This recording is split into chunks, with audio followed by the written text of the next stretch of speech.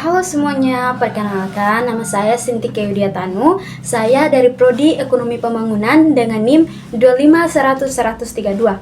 Nah, pada kesempatan kali ini saya akan membawakan materi tentang Pancasila dalam kehidupan digital saya. Oleh karena itu, mari kita simak. Di era teknologi yang semakin cepat, media sosial menjadi tempat kita berpendapat, berkomunikasi, bahkan membangun identitas. Tetapi di balik itu, kita tetap membutuhkan nilai dasar yang memandu perilaku kita agar tetap bijak dan bertanggung jawab. Disinilah Pancasila menjadi sangat relevan. Pancasila di era digital. Pancasila di era digital adalah penerapan nilai-nilai Pancasila dalam perilaku masyarakat saat menggunakan teknologi digital seperti media sosial, internet, dan lain-lain. Selanjutnya adalah Pancasila sebagai kompas etika di dunia digital. Berbicara tentang kompas etika berarti kita berbicara tentang pedoman atau acuan untuk membedakan mana yang benar dan mana yang salah. Dan bagi saya, Pancasila bukan hanya konsep dalam buku pendidikan kewarganegaraan, tetapi pedoman nyata ketika saya menggunakan media sosial. Nah, nilai-nilainya membantu saya menyaring informasi, menghargai perbedaan, dan tidak mudah terpancing provokasi.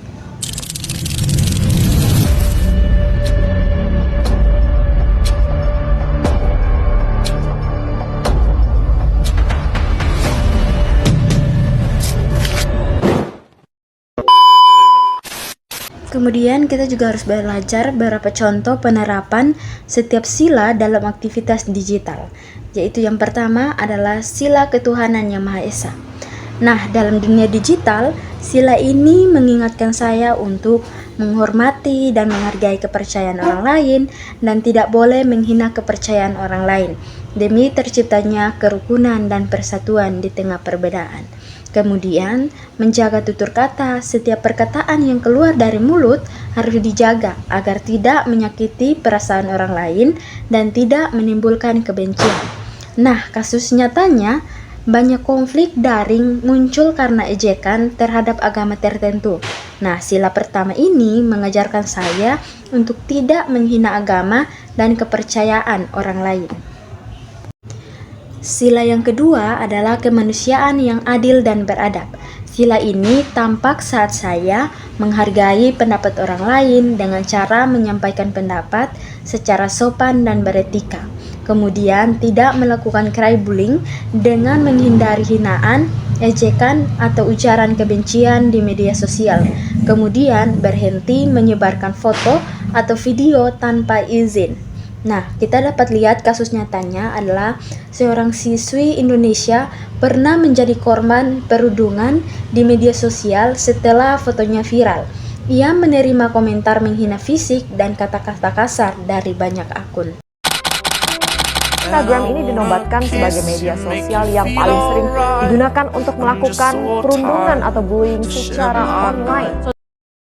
Sila yang ketiga adalah persatuan Indonesia. Di media sosial, kita sering melihat perdebatan politik atau perdebatan suku dan budaya. Sila ketiga ini mengajarkan saya untuk tidak membuat postingan dan memecah belah antara satu pihak dengan pihak lainnya, serta ikut menyebarkan konten positif tentang keberagaman Indonesia.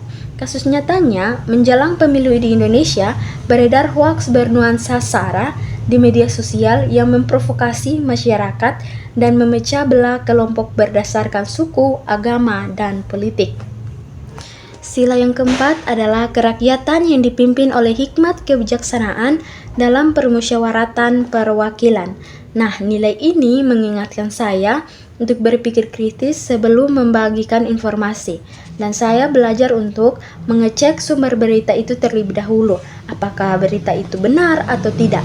Kemudian, tidak menyebarkan hoaks atau berita-berita palsu. Yang ketiga adalah menghargai pendapat orang lain dalam diskusi baik online maupun offline. Nah, kasus nyatanya banyak hoaks politik beredar menjelang pemilu, dan sila keempat membantu saya untuk lebih bijak dalam menilai informasi. Sila yang kelima adalah keadilan sosial bagi seluruh rakyat Indonesia. Dalam kehidupan digital, sila ini penting untuk mendukung kampanye yang bermanfaat untuk masyarakat dan tidak diskriminatif terhadap gender, suku, atau latar belakang apapun. Nah teman-teman, sebagai seorang mahasiswa, saya juga menggunakan alat digital dalam kehidupan sehari-hari saya. Tetapi penerapan Pancasila di era digital menuntut sikap beriman, beretika, bersatu, bijak, dan adil dalam menggunakan teknologi. Media digital harus digunakan untuk menghormati perbedaan, menjunjung kemanusiaan, memperkuat pemersatuan, berdiskusi secara santun, serta mewujudkan pemerataan akses dan manfaat teknologi. Merenungkan penerapan Pancasila di dunia digital mengajarkan kita untuk selalu menjaga etika, empati, dan tanggung jawab dalam setiap interaksi online.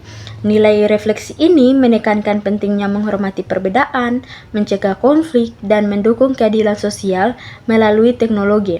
Dengan demikian, digitalisasi tidak hanya mempermudah hidup, tetapi juga menjadi media untuk menumbuhkan karakter bangsa yang beradab dan bersatu. Oleh karena itu, marilah kita menggunakan teknologi dengan bijak, bertanggung jawab, dan penuh empati. Hormati perbedaan, jangan menyebarkan hoaks, dan sebarkan konten positif yang memperkuat persatuan dan keadilan sosial. Dengan begitu, dunia digital menjadi ruang aman dan bermanfaat bagi semua orang. Demikianlah paparan singkat tentang materi Pancasila di era digital saya, dan sampai bertemu di materi selanjutnya.